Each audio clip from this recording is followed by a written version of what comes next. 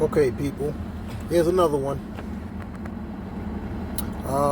This is part 3 of how to do a proper UCC-1 financing statement. We left off at the secured party section. Mr. Spliffingate being the last name, Joe being the first name. 1529 is the made-up address that we did on the last video. I'm trying to keep consistent with the stuff that I put in, but anyway, the addresses are made up, the names are made up, everything is made up. I'm showing you where you need to put your information, your stuff. So, Mr. Spliffingate's address is 1529 Henry Lane, Unit 3. That will be a P.O. box. And if they do not accept a P.O. box, if they do not accept you writing in P.O. box, then you put in the street name and address of the post office that the P.O. box is at, and then you put unit, or you could put even apartment for the P.O. box. All right, so we put my city, obviously that's made up. MA 22295 is made up. United States. All right, here we are, people. Collateral box. We made it. All right. So, from what we have seen and experienced from helping people and listening to a lot of these individuals that are online and elsewhere that are telling people how to do these UCC-1s, just absolutely ridiculous. One of the things that we see them often telling people to do, or when they do it for people, they'll write an entire book in this collateral section. They'll write all kind of stuff. Now, one of the things that you'll notice in the collateral section, let me follow this here. This financing statement covers the following collateral. What does it tell you to do? Up to 4,000 characters may be entered. Okay, people? That means there's a limitation in the amount of information that you should be putting in this section. Okay? So with that said, let me just say this. Stop, please, people. Stop letting people, and stop doing it yourselves if you have done it. Stop writing chapters in this section. This section is not for chapters. It's not for you to be doing a whole bunch of writing and discussing and describing things. This section, literally, the collateral section, is the equivalent of a receipt. The collateral section is equivalent to a receipt. Okay? So, the collateral section, all that is required in the collateral section is the collateral. Not, this will apply to such and such jurisdiction, and it'll be, and the secured party will have a fee schedule, and he will also have a hold harmless agreement and an indemnity clause. And people, that's not what this section is for. Let us begin. First thing you want to write in this section is all, let me get myself together.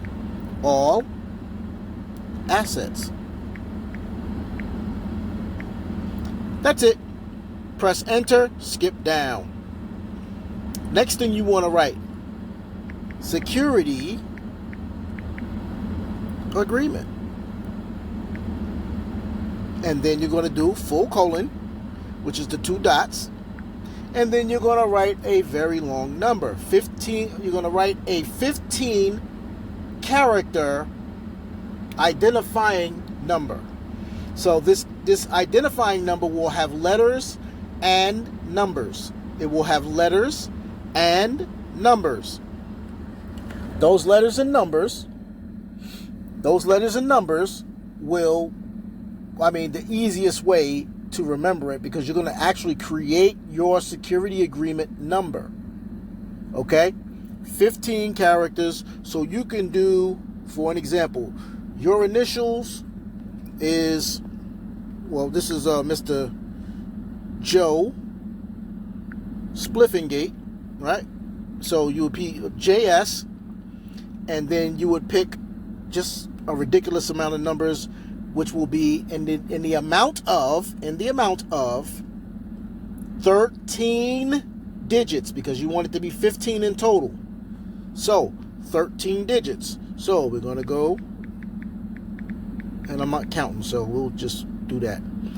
So we got 1, 2, 3, 4, 5, 6, 7, 8, 9, 10, 11, 12, 13. So a lot of people, when we do this with people, what I usually have them do is think of birth dates, their birth date, their parents' birthdays, their children's birthdays, so whatever birthdays they'll easily remember. Put their initials. So if they got first, middle, and last name, then it would be 3 letters, and then it would be 12 numbers. Okay? And those 12 numbers would be a combination of their birth date and other people's birth dates. All right? And that tends to be the easiest way to do it and the easiest way for them to remember the number. Okay? So that's your security agreement number. Now, when you do your security agreement, make sure that those same numbers are the numbers that you have recorded on that security agreement as that security agreement's number. Okay? All right.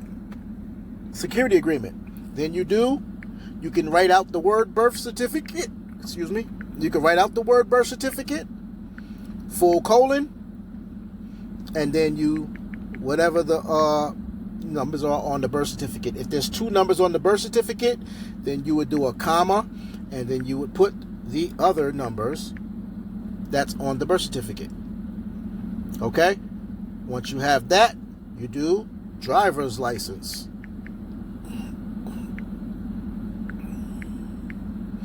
You could do driver's license. Okay? Put that in there. And if you notice, every time we put something new in there, we're skipping down. Pressing enter, we're skipping down. We're going down. And then we're going to put the next number in. All right? Or the next item in. And then we do a number for that. Whatever number that may be. And then we press enter again. We're going down. This is one of the best parts of it, because this is the most effective part of it. What you do is, as far as your name is concerned, you're going to do, and this is the only part that you actually write inside of the collateral box. The collateral box pertains to anything that's dealing with money. That's why I said it's like a receipt. So anything that's pertaining to money, you put that inside of the collateral box. So collateral in this section here, in this part right here in the collateral box, what you're going to put is all administrative proceedings. And if you look at my lower screen, right, a lot of this stuff is just popping up because I've done it so much, it automatically anticipates what I'm going to write next. Administrative proceedings regarding all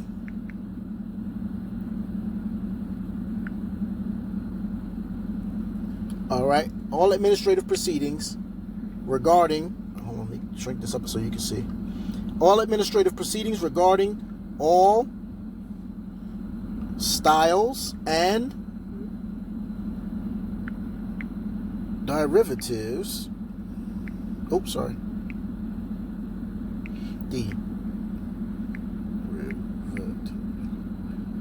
All right.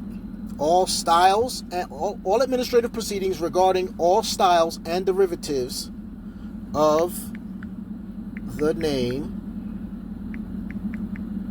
and then you put a full colon, and then you write your name, Joe Spliffingate. All right, so you're going to put your name in this section, people. Don't put Joe Spliffingate. He doesn't really exist. Put your name here. In fact, the best way to write your name in this particular section is exactly how it is. If you got court documents, if you got the your docket numbers and all that, the exact same way that they wrote your name, that's exactly how you're going to put it right here. Why? Because that name is a trust.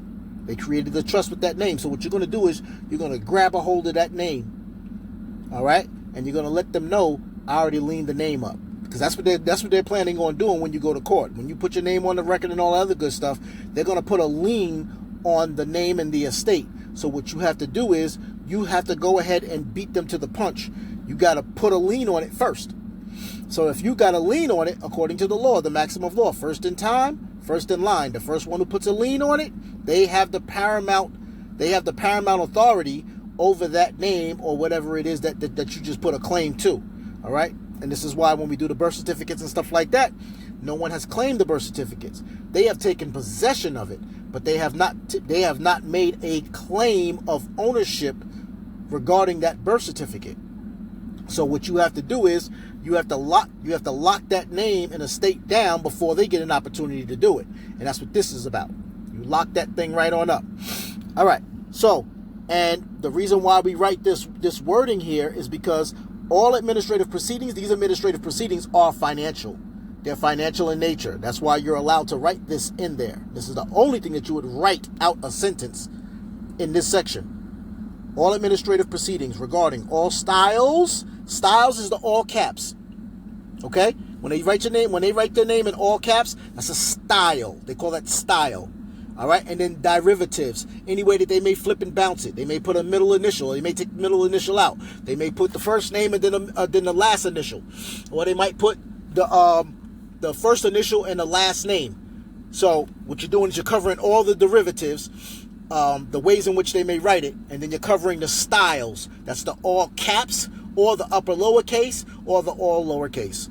Okay? Because they can create a trust out of any one of those. And don't let anybody, and we were saying this a long time ago, people, about, the name is an all cap, and it still rings true. But the understanding that we had then was that they couldn't change it up. They most certainly can change it up and create a new trust. Okay? With the upper lowercase too. All right? And I personally have cases where they actually, had cases where they did that. You know what I'm saying? And that's what made us smarten up and flip it and bounce it this way to make sure we include all of those different techniques that they might try. So, all right. Joe Spliffingate, done. All right. After that, of course, you can list your high school diploma. If it has a number, it should have a number on it. If you got any kind of doctorate degrees, PhDs, licenses for any other CDL, whatever it may be, you can have, whatever bank accounts. Now, I'm going to share something with you about those bank accounts. If you got a bank account and you do this, all right, here's a warning. Be careful with that, because if the bank gets wind that you leaned up that account, they may close the account down. It has happened. They may close the account down, and you just, you're done out of that account. And that bank probably won't do business with you after that. So if you're not intending to come out of their system totally and completely, I wouldn't be so quick to do that. I wouldn't be so quick to put a lien on that account, okay? So there's other ways that you can handle that account. You can manage that account and make sure that you have control over it without necessarily doing this. You can do this, but, you run the risk of them acting in that manner with you after you've done it, if they get wind of it, okay? So just take note to that. Make sure that you understand that that's what they can do, you know what I'm saying? And they have done it in the past, so don't feel any kind of way if they end up doing that, okay? So just be careful, do it, proceed with caution, take your own steps, and make sure that you understand what you're doing. All right. Again, bank accounts, high school diplomas, whatever it may be, you know what I'm saying? You could put that in this section. Whatever's going in this section is what they're putting a lien on. And this is why, if you have not done an administrative proceeding, you sent the letter to the Social Security Administration, told them, hey, I want to cancel out that number, or I want to, whatever it is, you know what I'm saying? That number is not, I'm not accepting that number, or whatever the situation is, either close it out or I'm going to put a lien on it. They don't respond back. You hit them with the second one. It's the fault, opportunity to cure. You're going to give them a chance to cure their fault. Hey, listen, you guys didn't respond back to my first letter. Here's my second one. I need you guys to, do what I said to do in the first letter. They don't respond, or they don't respond back properly, then you default them. Once you default them, you let them know, hey, you're now in default, and now that you're in default, that number, I'm going to put a lien on it, as I promised to you in the first 2 affidavits that I sent to you. So now once they're in default, now you could put a lien on your social security number, because the social security number is their property. So you have to do an administrative process on them first. Or you can contact them and then you get a written letter from them saying that they are giving you the authority to put a lien on that social security number, which I've never heard them ever doing. Okay? So, but those are the two ways that you need to have those, one of those two methods in place before you put that social security number in this box. If you don't have neither one of those things, do not put the social security number in this box. It is still their property, and they can come back and get you for fraud. They can sue you for putting a lien on their property. They can file criminal charges against you for stealing their property. So, do not put the social security number in this box if you haven't did an administrative process and completed it, or they have a written permission written out for you and given to you, all right, saying that they have no problem with you putting a lien on that number. So you have to do that before you put that number in this section. If you're going to put that number in this section, I haven't. Anybody that's done it with me, I won't allow them to do it, because you have to have those things in place. And if you don't play with it. Don't play with these people. I'm telling you, they'll body snatch you. All right? So, that's it. Okay. After this information is all in there, you got all that stuff in there, everything that you need to list in there, then the very last thing that you put in this section, because again, this section is like, it operates like a receipt. All of these things that you listed have value, and at the end of it, you put the word exactly what it is. Value. Okay? And the value, you want the value to be a very, very, very big number. Okay?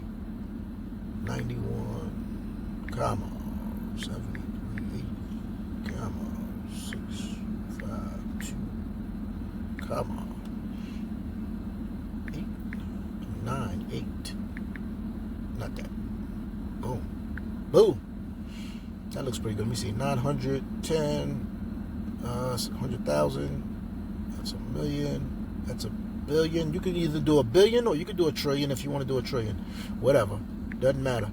Just make sure you put that amount. Put a nice big. Don't put no 100 million. Don't put 500 million. Don't do that. Those are small numbers. They see those numbers every single day, and it ain't nothing. A court case. If you got 5 charges, those charges, if they're felonies, they're about $2 million to $5 million per charge. So 5 million times 5, 25 million. They already got 25 million on just the charges alone, and then they take that, they take those numbers, and they put it on the, they convert it to securities, stocks and bonds, and they trade it on the stock market. They'll have that within a day or two.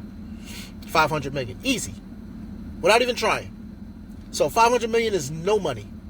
That's slavery money. That's slave thinking. You have to think bigger than a slave, okay?